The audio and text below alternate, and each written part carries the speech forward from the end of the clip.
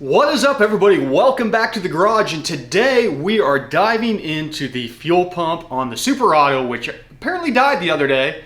We'll talk about that more in the process of pulling this one out, swapping it out. I've got a fuel cell. We're going in like and kind, so stick around.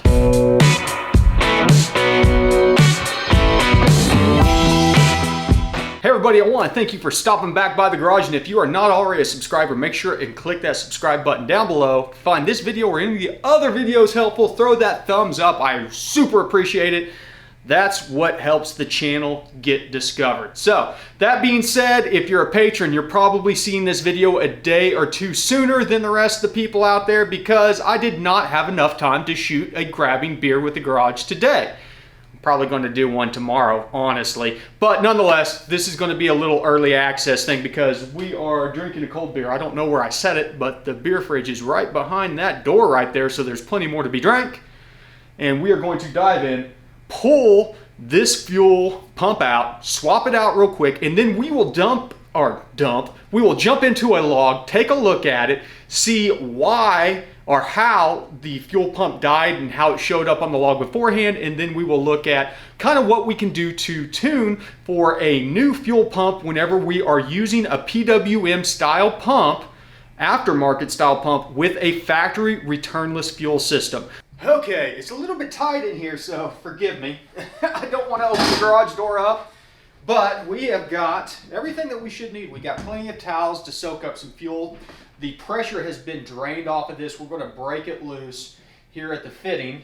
And then we've got beer, which is important in this situation. We've got the wrench that we need to disconnect our power connections. We've got our tool, our Allen wrench for the screws on there. We have the new fuel pump, which should be a direct replacement. It is the Stealth 340. This is the 11540, which supersedes the one that was in there. Hopefully the connectors are the same, but if not, we've got the new wiring adapter, the new filter sock. We'll see what it looks like once we get it pulled out of there. Gloves, which are important when dealing with fuel. If the fumes get bad enough, we will open the garage door up, probably that one, so we don't get too much light coming through here. And then the battery I have already disconnected. So I'm going to go through this process. Let me prime the old pump here. I'm going to go through this process. You're going to see a fast forward of this until I get the pump out, and then we will talk about what is left over.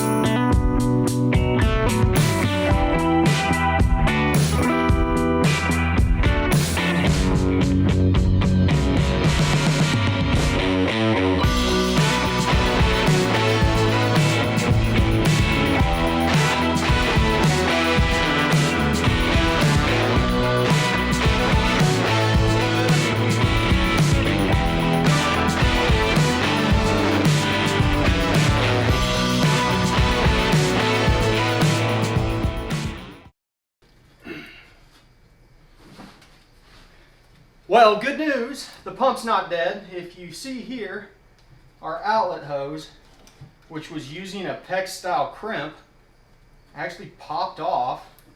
So we're just gonna have to throw a new hose clamp on there. I thought I heard the thing running, but it wasn't drawing any amps, which would make sense that it wasn't drawing amps because there was no load that it was pushing against. The thing was basically just barely pushing a little bit of fuel. So let's get that sorted out. I have got the original PEX ring here, and I've got some 1/2 inch PEX rings. I can't tell from looking at them. No. I think these are in metric. And I think we're looking at a 15.7 versus a 17.5. But we're going to crimp one of these all the way down.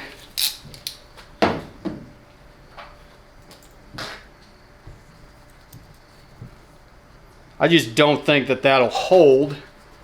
I don't know if you guys can see that right there. So I'm going to use one of the hose clamps that comes with the other one. It's just got some standard hose clamps in there. We're going to use hose clamps.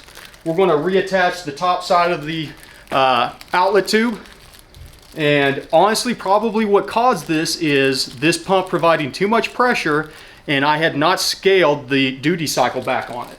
So we'll do that. Then we'll fire it up, see if it'll run.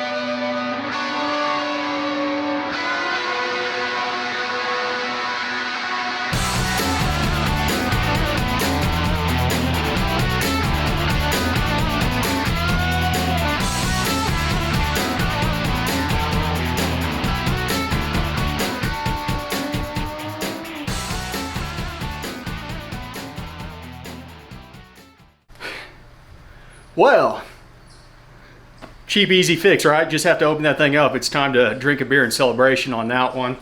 And I guess we'll go ahead and hook the battery back up. Man, I gotta get a haircut, guys. It's getting a little out of control. You watch these guys over at Cletus McFarland, they're trying to grow a mullet. Man, I can't keep this thing from not growing into a mullet at this point in time. It's getting a little bit crazy. Yeah. Yeah, I tell you what, if I get 1 like on this video, I'll keep growing it out. But we will hook the battery back up and then prime it a couple times, see if it leaks. And if it doesn't, we will jump into the cab and I will show you what I'm talking about, where the low side fuel pressure got real low, which also set a check engine light. And then we will fire it up, hopefully, and see that the low side fuel pressure is now really high. I've got to flash another file in because the one that I was messing with last time, I jacked all the duty cycles up on the pumps to run full time. So if I were to turn that on right now, it would probably pop a line off again because it would be running full bore. So, but I'm going to take a breather because, you know, working in the back of a pickup bed like that is hard on these old bones. And drink a beer, so stick around. Okay, we just loaded in the new file with all of the fuel pressures set back to stock, basically, or not necessarily stock, what I had them beforehand. And the pump is priming back there. That's good news. I'm going to go ahead and open up a log file here, and let's look at what we were seeing last night or yesterday or whenever it was, a couple days ago. Our fuel pressure was calling for 62 psi, and here you can see we never broke 10 psi, and so we were never able to hit our desired fuel pressure. Let's see if we've alleviated that right now. We'll go ahead and connect up, start the log right off the bat so we can watch our fuel pressures, and hopefully it all works out. There we go. So we're commanding 60 psi.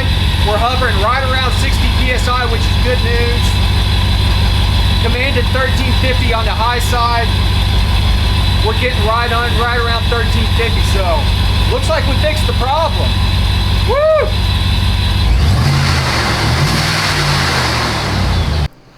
You gotta love it when a solution is that easy. Granted, we had to break into the fuel cell and pull the pump in the first place, but the old pump was still operational. And I thought that it might be, it seemed like it was priming. It was a weird situation though, where you hear a pump running, but you're not getting any pressure.